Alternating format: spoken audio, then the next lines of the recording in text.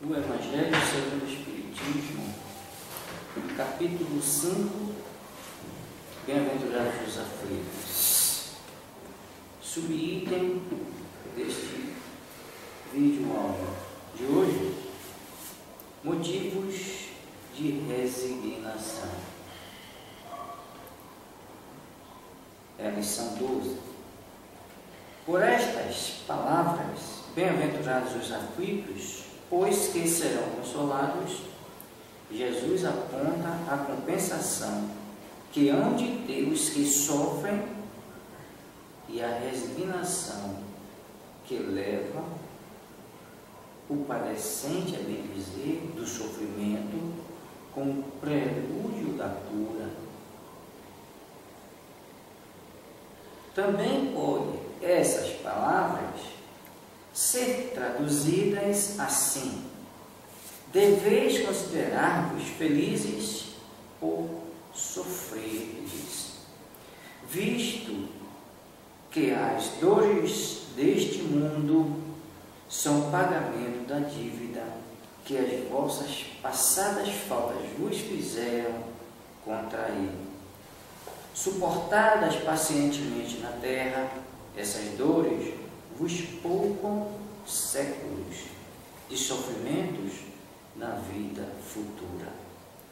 Deveis, pois, sentir-vos felizes por reduzir Deus a vossa dívida, permitindo que a saldeis agora, o que vos garantirá a tranquilidade no porvir.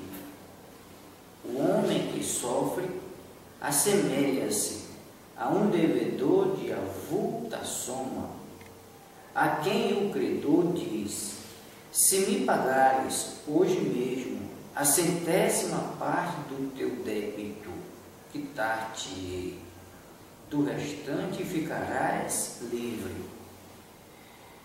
Se o não fizeres, atormentar-te até que pagues a última parcela. Não se sentiria feliz o devedor por suportar toda espécie de privação para se libertar, pagando apenas a 100ª parte do que deve? Em vez de se queixar do seu credor, não lhes ficará agradecido? Tal o sentido das palavras: bem-aventurados os aflitos, pois que serão consolados. São ditosos porque se quitam, e que, depois de se haverem quitado, estarão livres. Se, porém, o homem, ao quitar-se de um lado, endivida-se de outro, jamais poderá alcançar a sua libertação. Ora, cada nova falta aumenta a dívida, porquanto nenhuma há, qualquer que ela seja, que não acarrete forçoso e inevitavelmente uma punição. Se não for hoje, será amanhã. Se não for na vida atual, será noutra. Entre essas faltas, cumpre se coloque na primeira fiada a carência de submissão à vontade de Deus. Logo, se murmurarmos nas aflições, se não as aceitarmos com resignação, se acusarmos a Deus de ser injusto, nova dívida contraímos, que nos faz perder o fruto que devíamos colher do sofrimento. É por isso que teremos de recomeçar absolutamente como se a um credor que nos atormente pagássemos uma cota e a tomássemos de novo por empréstimo. Ao entrar no mundo dos espíritos, o homem ainda está como o operário que comparece no dia do pagamento. A uns dirá o Senhor: aqui tens a paga dos teus dias de trabalho. A outros, aos aventurosos da terra, aos que hajam vivido na ociosidade, que tiveram feito consistir a sua felicidade nas satisfações do amor próprio e nos gozos mundanos, nada vos toca, pois que recebeste na terra o vosso salário, e de recomeçai a tarefa. O homem pode suavizar ou aumentar o amargor de suas provas, conforme o modo por que encare a vida terrena. Tanto mais sofre ele, quanto mais longa se lhe figura a duração do sofrimento. Ora, aquele que a encara pelo prisma da vida espiritual apanha, num golpe de vista, a vida corpórea. Ele a vê como um ponto no infinito, compreende-lhe a corteza e reconhece que esse penoso momento terá presto passado. A certeza de um próximo futuro mais ditoso o sustenta e anima, e longe de se queixar, agradece ao céu as dores que o fazem avançar. Contrariamente, para aquele que apenas vê a vida corpórea, interminável lhe parece esta, e a dor o oprime com todo o seu peso.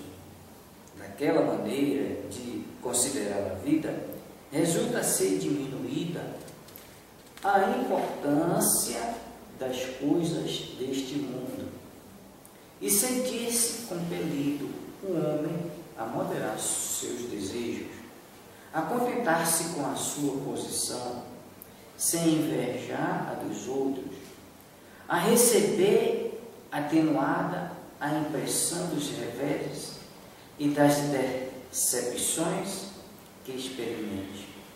Daí tira ele uma calma e uma resignação tão úteis à saúde do corpo quanto à da alma, ao passo que, com a inveja, o ciúme e a ambição, voluntariamente se condena à tortura e aumenta as misérias e as angústias da sua curta existência.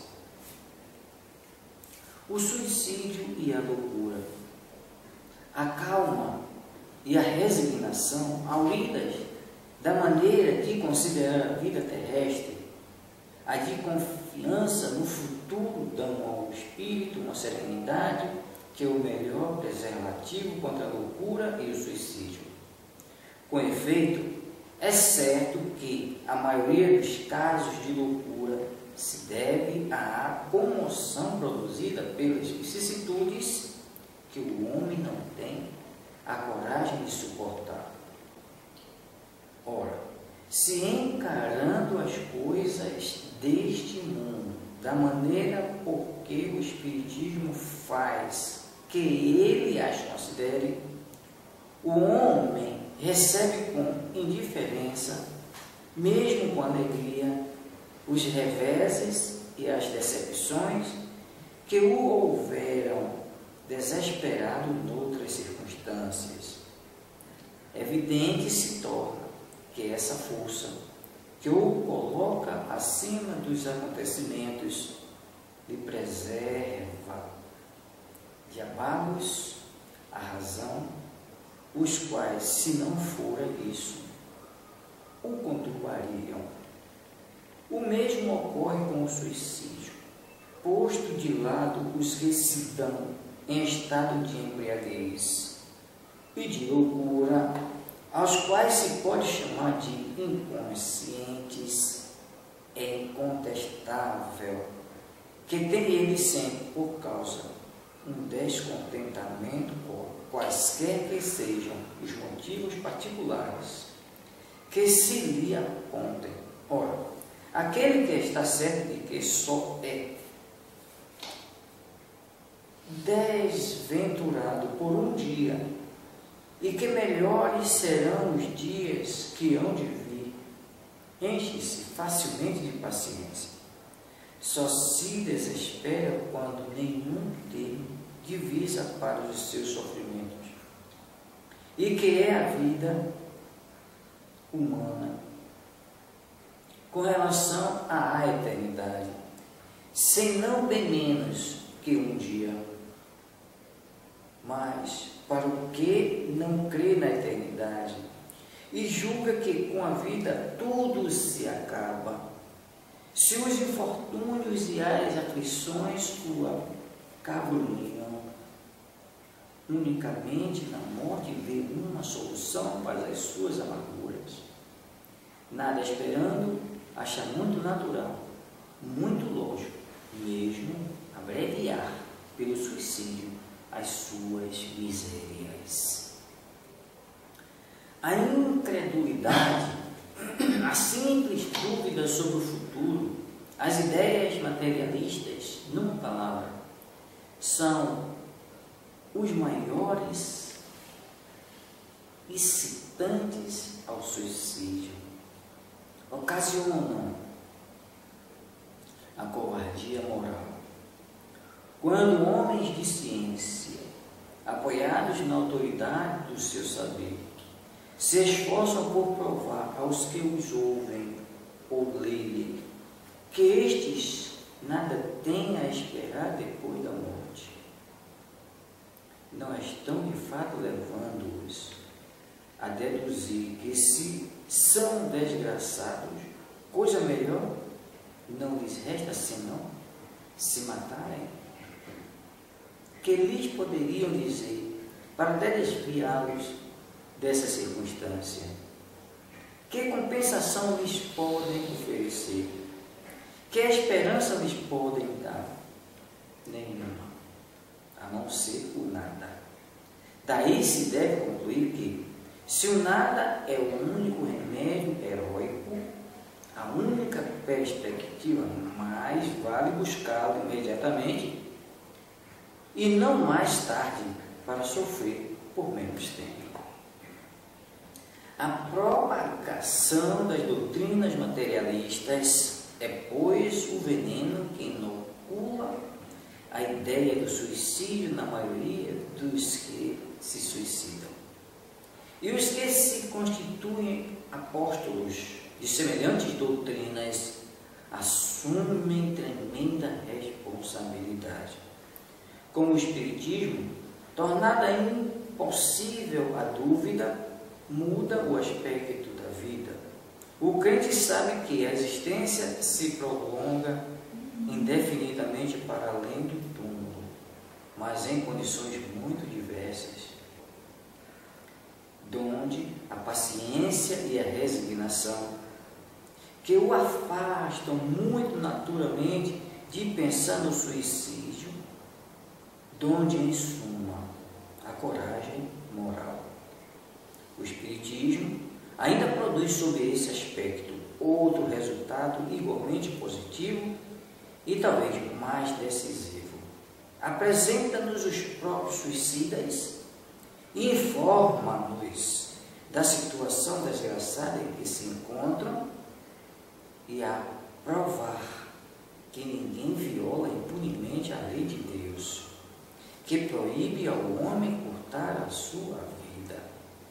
Entre os suicidas, alguns há cujos sofrimentos, nem por serem temporários e não eternos, não são menos terríveis e de natureza a fazerem refletir os que porventura pensam em daqui sair antes que Deus o haja ordenado. O espírita tem, assim, vários motivos a contrapor a ideia do suicídio. A certeza de uma vida futura, em que sábio ele será tanto mais ditoso quanto mais inditoso e resignado ser haja sido na terra. A certeza de que, abreviando seus dias, chega precisamente o resultado oposto ao que esperava, que se liberta de um mal para incorrer num mal pior, mais longo e mais terrível, que se engana, imaginando que, com uma taça, vai mais depressa para o céu, que o suicídio é um obstáculo a que no outro mundo ele se reúna aos que foram objeto de suas afeições e aos quais esperava encontrar, donde a consequência de que o suicídio só lhe trazendo decepções é contrário aos seus próprios interesses. Por isso mesmo, considerável já é o número dos que têm sido pelo Espiritismo obstados de suicidar-se, podendo daí concluir-se que, quando todos os homens forem espíritas, deixará de haver suicídios conscientes, comparando-se então os resultados que as doutrinas materialistas produzem com os que decorrem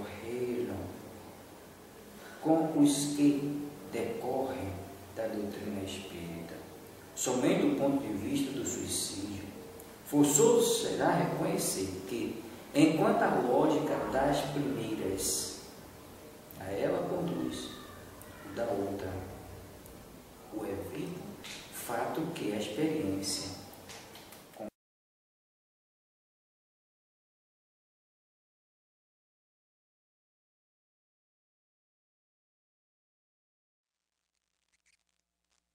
Primeiro Correção 12.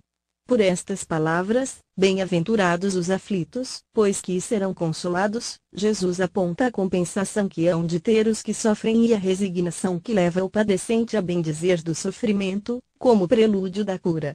Também podem essas palavras ser traduzidas assim: deveis considerar-vos felizes por sofrerdes, visto que as dores deste mundo são o pagamento da dívida que as vossas passadas faltas vos fizeram contrair, suportadas pacientemente na terra, essas dores vos poupam séculos de sofrimentos na vida futura.